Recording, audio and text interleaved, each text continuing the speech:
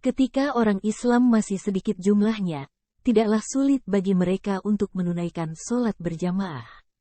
Dengan bertambahnya jumlah kaum muslimin di Madinah dan kesibukan pekerjaan masing-masing, maka mulai dipikirkan bagaimana caranya untuk menyeru orang-orang untuk sholat di masjid. Ada sahabat yang menyarankan bahwa manakala waktu sholat tiba, maka segera dinyalakan api pada tempat yang tinggi di mana orang-orang bisa dengan mudah melihat ke tempat itu. Atau setidak-tidaknya asapnya bisa dilihat orang walaupun ia berada di tempat yang jauh. Ada yang menyarankan untuk membunyikan lonceng. Ada juga yang mengusulkan untuk meniup tanduk kambing.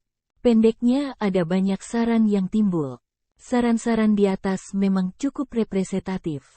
Tapi banyak sahabat juga yang kurang setuju, bahkan ada yang terang-terangan menolaknya. Alasannya sederhana saja, itu adalah cara-cara lama yang biasanya telah dipraktekkan oleh kaum Yahudi. Lantas, ada usul dari Umar jikalau ditunjuk seseorang yang bertindak sebagai pemanggil kaum muslim untuk sholat pada setiap masuknya waktu sholat. Saran ini agaknya bisa diterima oleh semua orang, Rasulullah juga menyetujuinya. Sekarang yang menjadi persoalan bagaimana itu bisa dilakukan?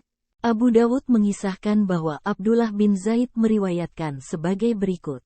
Ketika cara memanggil kaum muslimin untuk sholat dimusyawarahkan, suatu malam dalam tidurku aku bermimpi. Aku melihat ada seseorang sedang menenteng sebuah lonceng.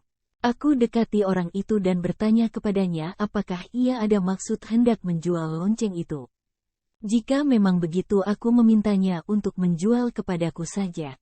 Orang tersebut malah bertanya, untuk apa? Aku menjawabnya, bahwa dengan membunyikan lonceng itu, kami dapat memanggil kaum muslim untuk menunaikan sholat. Orang itu berkata lagi, maukah kau kuajari cara yang lebih baik? Dan aku menjawab, ya. Lalu dia berkata lagi, dan kali ini dengan suara yang amat lantang, Allahu Akbar, Allahu Akbar. Dan seterusnya. Ketika esoknya aku bangun, aku menemui Rasulullah dan menceritakan perihal mimpi itu kepada beliau. Dan beliau berkata, itu mimpi yang sebetulnya nyata. Berdirilah di samping Bilal dan ajarilah dia bagaimana mengucapkan kalimat itu. Dia harus mengumandangkan azan seperti itu dan dia memiliki suara yang amat lantang. Lalu aku pun melakukan hal itu bersama Bilal. Rupanya, mimpi serupa dialami pula oleh Umar. Ia juga menceritakannya kepada Rasulullah. Nabi Muhammad bersyukur kepada Allah atas semua petunjuk ini.